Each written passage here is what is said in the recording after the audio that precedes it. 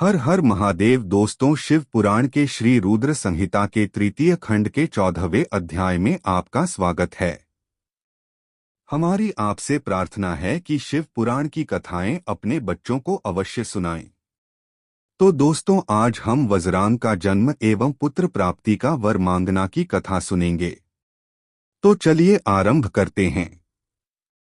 नारद जी कहने लगे, ब्रह्मा जी, तारकासुर कौन था जिसने देवताओं को भी पीड़ित किया, उन्हें स्वर्ग से निष्कासित कर दिया और स्वर्ग पर अपना एकाधिकार स्थापित कर लिया? कृपया मुझे इसके विषय में बताइए। ब्रह्मा जी बोले, हैं मुनि नारद, मरीचि के पुत्र कश्यप मुनि थे। उनकी 13 स्त्रियां थीं, जिसमें सबसे बड़ी दिति थीं। उससे हिरण्यकशिपु तथा हिरण्याक्ष नामक 2 पुत्र हुए। हिरण्यकशिपु तथा हिरण्याक्ष को श्रीहरि विष्णु ने वाराह तथा नृसिंह का रूप धारण करके मार दिया था। तब अपने पुत्रों के मर जाने से दुखी होकर दिति ने कश्यप से प्रार्थना की तथा उनकी बहुत सेवा की।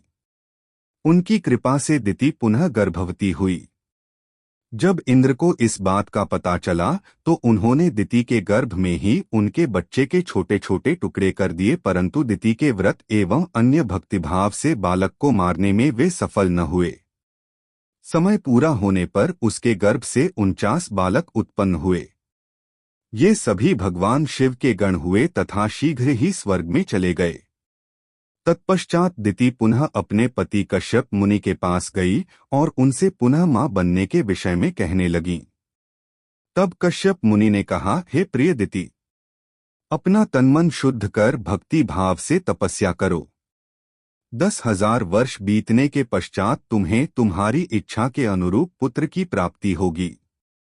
यह सुनकर दिति ने श्रद्धापूर्वक 10,000 वर्षों तक कठोर तपस्या की।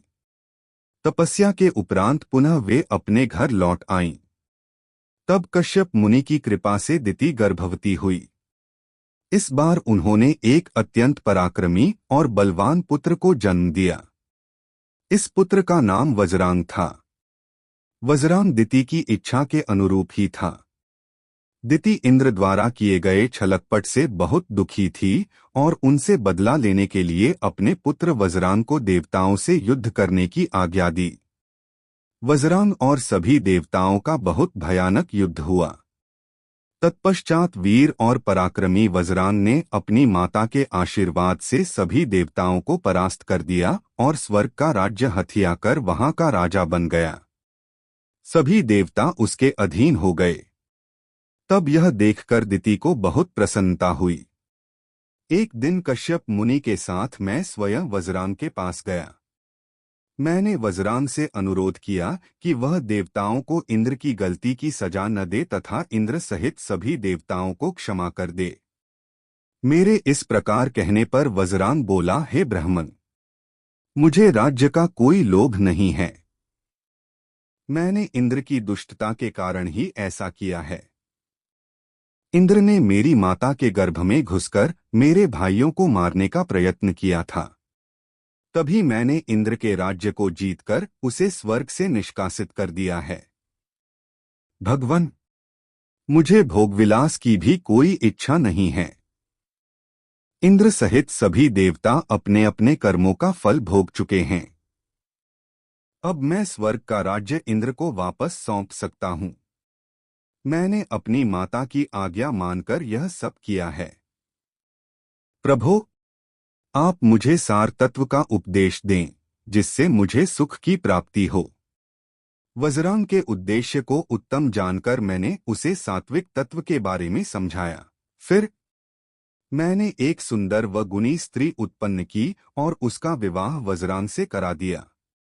वज्रांग ने अपने सभी बुरे विचारों को त्याग दिया, परंतु उसकी पत्नी के हृदय में बुरे विचारों का ही मानो साम्राज्य था। उसकी पत्नी ने उसकी बहुत सेवा की। तब प्रसन्न होकर वज्रांग ने कहा, हे प्राणप्रिया, तुम क्या चाहती हो? मुझे बताओ, मैं तुम्हारी इच्छाएं अवश्य पूरी करूंगा। यह सुनकर वह परम सुंदरी बोली, देव, यदि आप मेरी सेवा से प्रसन्न हैं तो कृपया मुझे इस त्रिलोकी को जीतने वाला महापराक्रमी और बलवान पुत्र प्रदान करिए, जो ऐसा बलवान हो कि समस्त देवता उससे भयभीत रहें।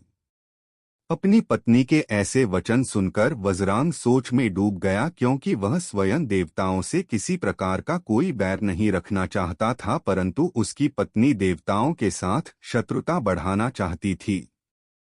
वज्रांग सोचने लगा कि यदि सिर्फ अपनी पत्नी की इच्छा को सर्वोपरि मानकर उसे पूरा कर दिया तो सारे संसार सहित देवताओं एवं मुनियों को दुख उठाना पड़ेगा, और यदि पत्नी की इच्छा को पूरा नहीं किया तो मैं नरक का भागी बनूंगा। तब इस धर्म संकट में पड़ने के बाद उसने अपनी पत्नी की अभिलाषा को पूरा किया। अपनी पत्नी की इच्छानुसार पुत्र प्राप्त करने हेतु वज्रांग ने बहुत वर्षों तक कठोर तपस्या की। मुझसे वर प्राप्त कर अत्यंत हर्षित होता हुआ वज्रांग अपनी पत्नी को पुत्र प्रदान करने हेतु अपने लोक में चला गया। तो दोस्तों, आज की कथा यहीं समाप्त हुई। हमारे साथ जुड़े रहने के लिए आपका बहुत बहुत धन्यवाद तथा आगे की कथा सुनने के लिए हमसे जुड़े रहे। हर हर महादेव।